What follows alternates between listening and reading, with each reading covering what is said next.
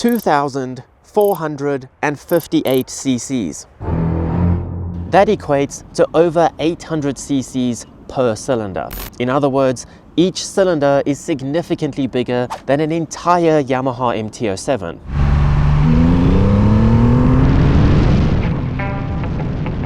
And here is another jaw-dropping number, 225 Newton meters. A 1390 Super Duke, the king of torque in my opinion, only makes 145. Now, I won't lie, I am not a cruiser guy, but that engine and those numbers excite me, and the sheer size of it scares me. Look at this. At full steering lock, with me tucked back into the seat properly, I can't even reach the handlebars. Like a child. It really points out that growth spurt that I never had. It also weighs about 320 kilograms or 700 pounds once all the fluids are topped up. The front tire is almost as wide as the average bike's rear tire. I'm honestly not sure what to expect, but I know that I will sleep better at night knowing that I've ridden a 2.5 liter motorcycle in my lifetime.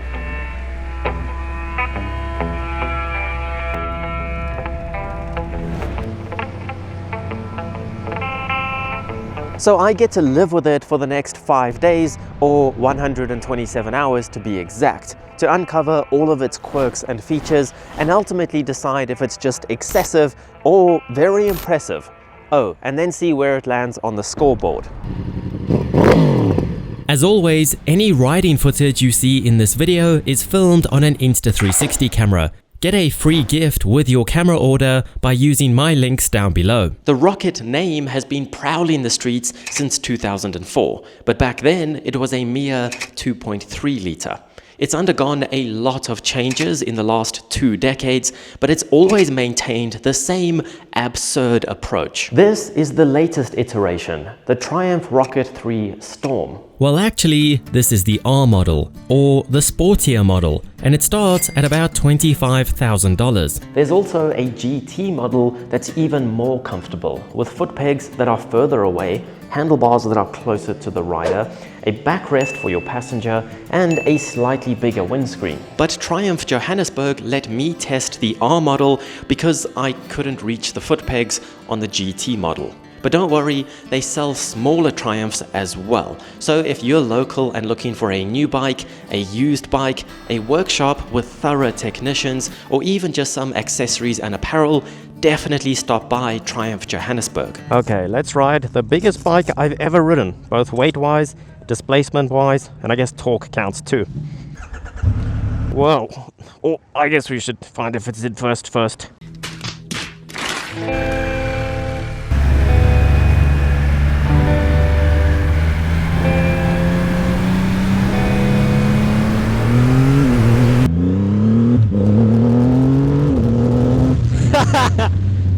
Okay, that felt like it wanted to wheelie, but it is the entire wrong geometry and the wheelbase is just too long.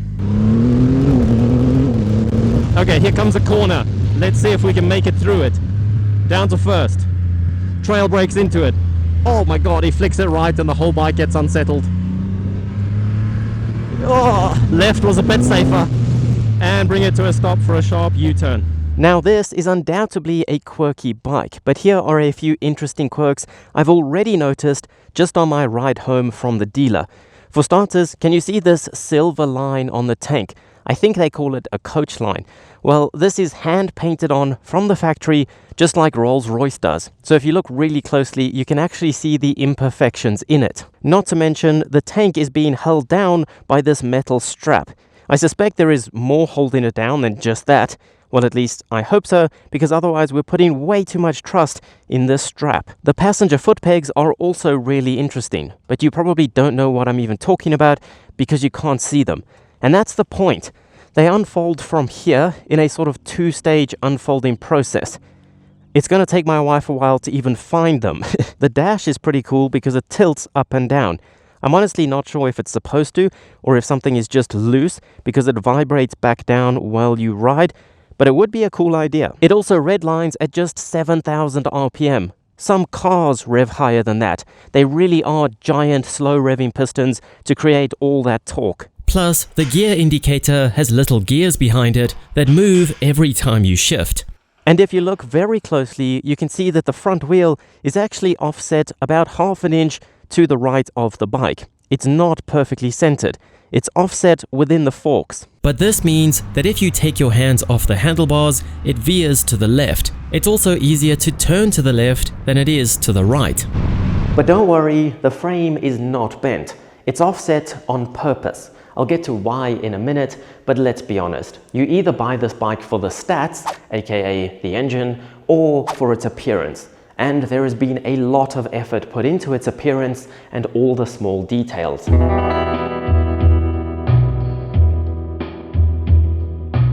Those twin round headlights are synonymous with the Rocket, and I love the modern LEDs within them and the Triumph logos.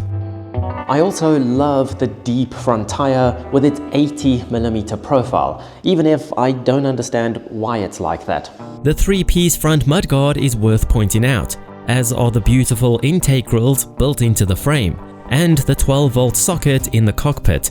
I love the metal caps on all the fluids, hiding the real caps underneath them. I keep picturing how ridiculous they would look on a superbike, but they really suit the feel of the Rocket.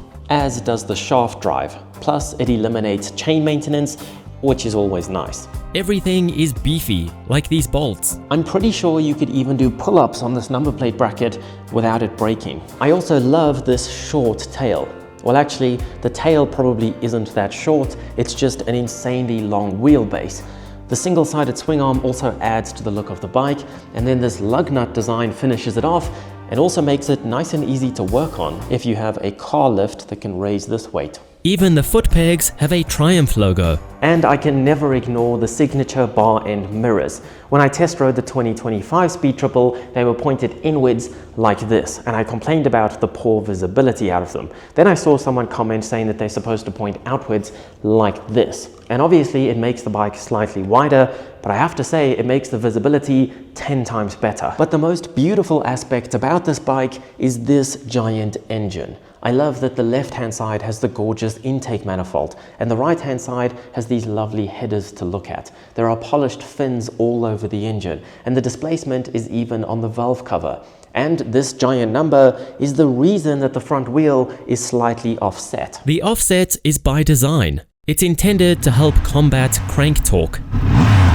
Because this might just be a 3-cylinder, but it's also the biggest displacement mass production motorcycle in history. And a motor this big can have big effects on the bike's chassis. You see, both of these bikes are 3-cylinders, except that the Rocket is more than twice the displacement of my Speed Triple. The Speed Triple's cylinders run perpendicular to the bike, or the engine is mounted transversely, whereas the Rocket cylinders run parallel to the bike or is mounted longitudinally, so that the engine doesn't stick out the side of the bike by ½ a mile. But just imagine how big the crankshaft is in this engine.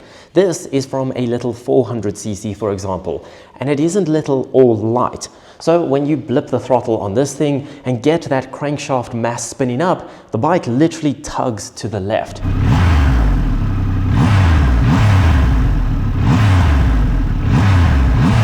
Something like BMW's Boxer engines do exactly the same thing, but on a much smaller scale. So that is why Triumph offset the front wheel to try to compensate for those forces under acceleration. That has got to be one of the coolest quirks on any bike ever. Another byproduct of that engine is the angry rumble it makes, although in neutral there is a soft limiter stopping you from hearing it. Another soft limiter. That's better.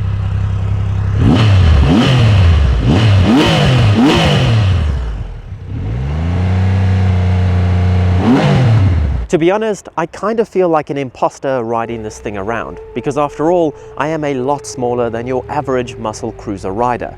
And because I don't ride cruisers often, the foot pegs were never where I expected to find them at first, and the riding position just felt silly, but you do get used to it.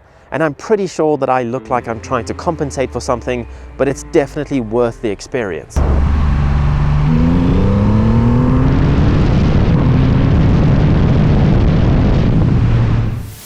cracking the throttle is unlike anything I've experienced before, so much so that my microphone couldn't keep up. Let's open her up! Holy shit! Oh, I feel like I'm hanging on for my life! Try to keep it between the lines. So yes, it makes a tremendous amount of torque, but it also weighs a substantial amount and has a wheelbase longer than Jeffrey Bezos' yacht, which creates an interesting experience. Now, I've ridden sporty bikes that accelerate rapidly. You have to smother the front end to help keep the front wheel down. You might have to short shift. You will get wheel spin, and you really have to work to get it to point in the direction you want to go. But the Rocket is different. It feels like you need to hunker down just to survive its wrath. I mean, it is rapid. It gets to 60 miles per hour in 2.7 seconds. The torque kicks in like you flicked a switch, but it's easy. It doesn't want to wheelie because of its long wheelbase. It gets very minimal wheel spin because of its juicy rear tire. The quick shifter makes it easy to bang through the gears, and because the front wheel is still on the ground, it's easy to steer as well. Every time you shift gears, the whole bike vibrates.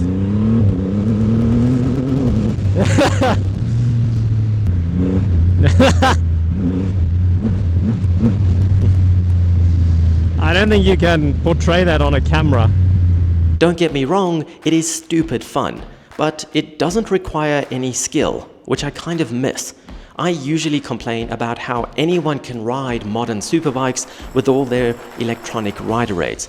But even with that, if you have skill and know-how, you can get the edge on an inexperienced rider, even in a straight line. But with the Rocket, anyone can do it. I had a bit of an accident while filming this video as well, and almost destroyed my camera.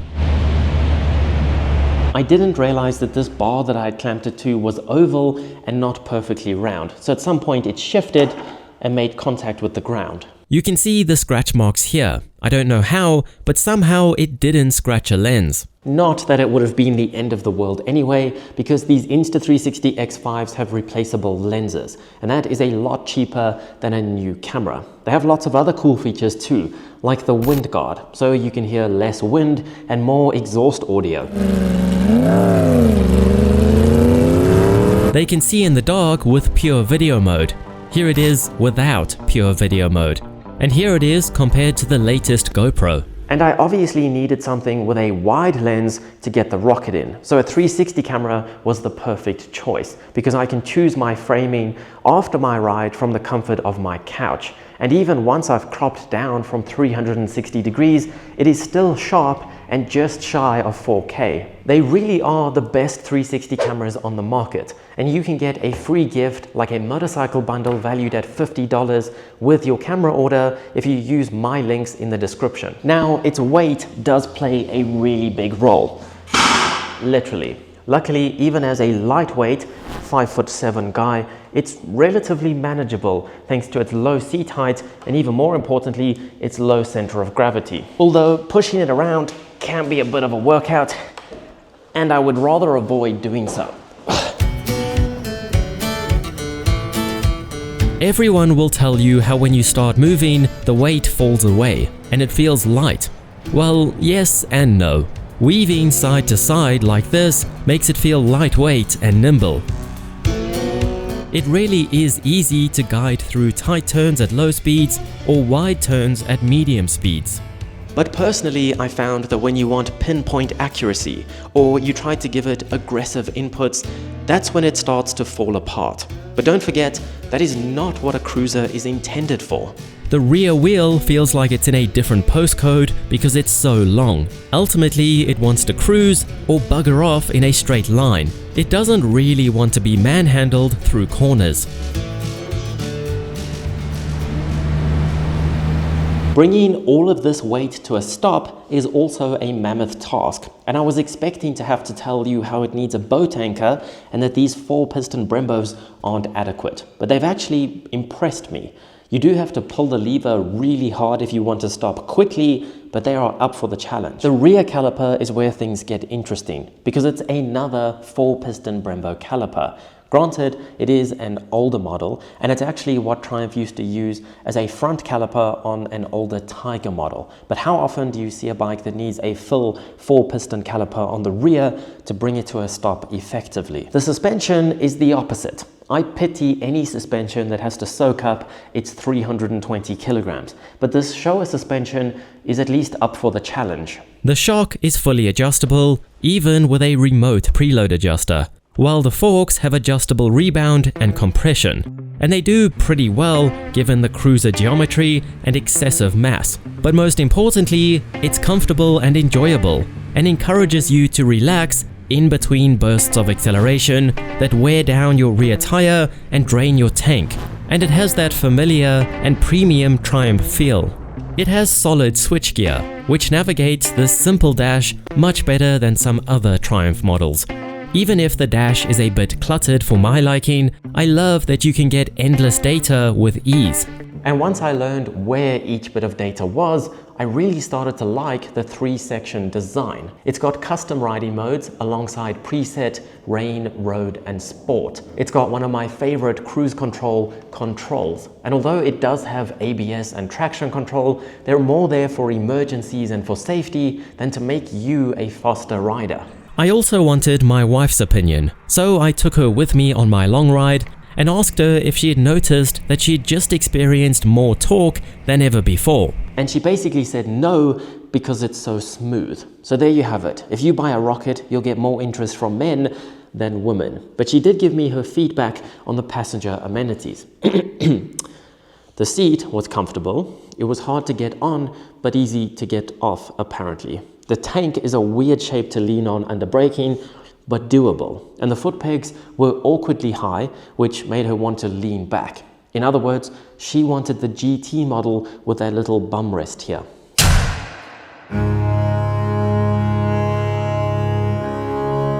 The Rocket is an icon. I couldn't help but tell everyone I spoke to that it's a 2.5-liter motorcycle, mostly because I couldn't wrap my own head around it. And although it delivers in terms of groundbreaking acceleration, it's still docile when you need it to be. It's not the type of bike you expect to come out of England at a time when the British government seem more set on boring things like safety and emissions, which just makes the Rocket even cooler, and I really hope it continues to exist and evolve. Nevertheless, 127 hours later, my Rocket is back with Triumph Johannesburg. So now it's time to give it a score out of 60 to see how it stacks up on the leaderboard. And this is our first cruiser, so it could go either way. I suspect it's going to be closer to the bottom of the scoreboard, but not because it's a bad bike, just because it's a very niche bike. It's not my type of everyday rider. Styling. Even though I'm not a cruiser fan, I think the Rocket looks iconic, and I always stop and stare when one rides past. 7 out of 10. Practicality. The Rocket has never even heard the word practicality. 4 out of 10. Fun. Considering no other bike can give you the experience this one can, I think it's safe to say that it's fun. 7 out of 10. Price. I mean, what are its competitors? An R18? An M109? A Fat Bob? A Diavel? If so, the Rocket is still expensive. 5 out of 10. Speed. Straight line speed is the Rocket's party trick.